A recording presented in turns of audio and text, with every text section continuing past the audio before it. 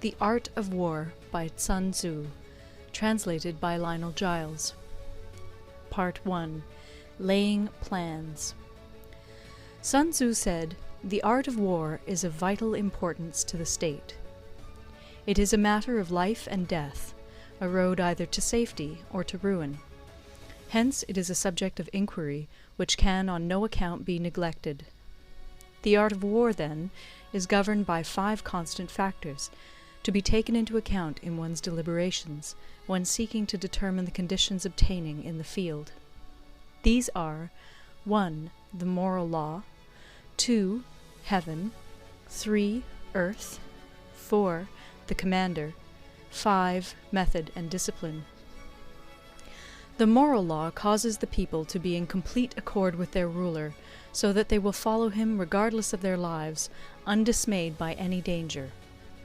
Heaven signifies night and day, cold and heat, times and seasons. Earth comprises distances, great and small, danger and security, open ground and narrow passes, the chances of life and death. The commander stands for the virtues of wisdom, sincerity, benevolence, courage, and strictness. By method and discipline are to be understood the marshalling of the army in its proper subdivisions, the graduations of rank among the officers, the maintenance of roads by which supplies may reach the army, and the control of military expenditure. These 5 heads should be familiar to every general. He who knows them will be victorious. He who knows them not will fail. Therefore, in your deliberations, when seeking to determine the military conditions, let them be made the basis of a comparison in this wise. 1. Which of the 2 sovereigns is imbued with the moral law? 2. Which of the 2 generals has most ability?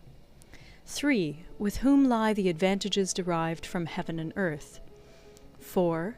On which side is discipline most rigorously enforced? 5. Which army is stronger?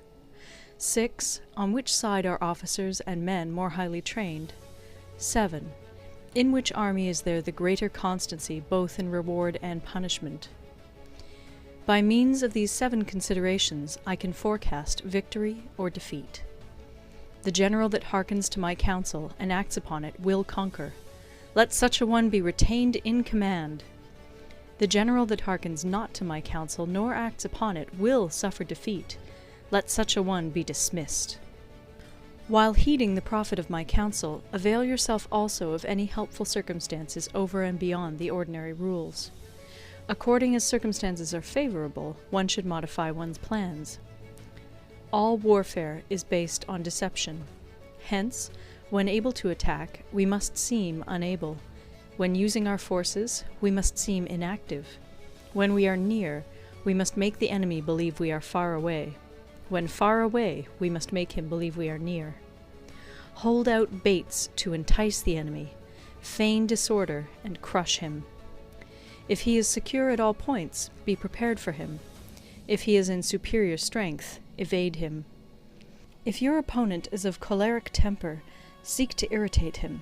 Pretend to be weak, that he may grow arrogant.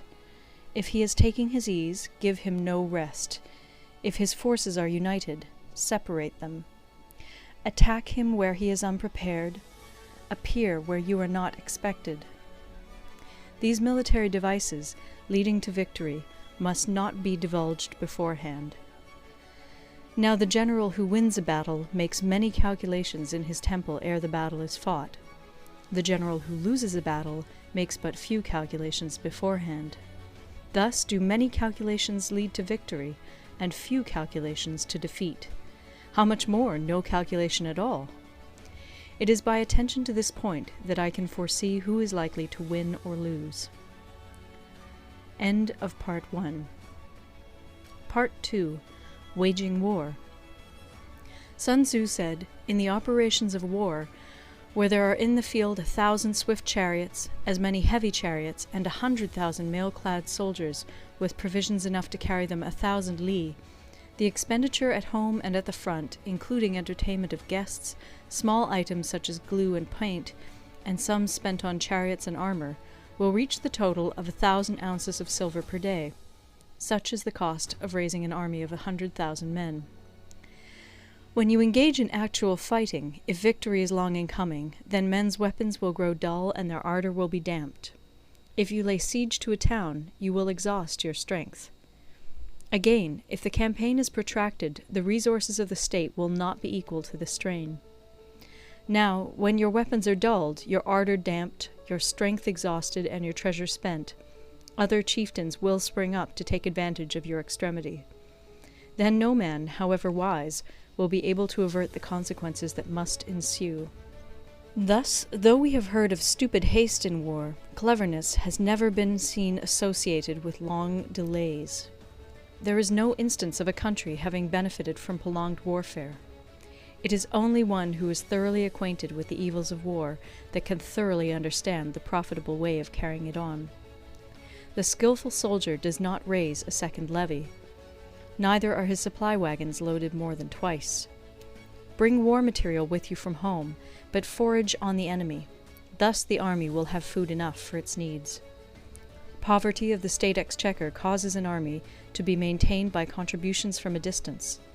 Contributing to maintain an army at a distance causes the people to be impoverished. On the other hand, the proximity of an army causes prices to go up, and high prices cause the people's substance to be drained away. When their substance is drained away, the peasantry will be afflicted by heavy exactions.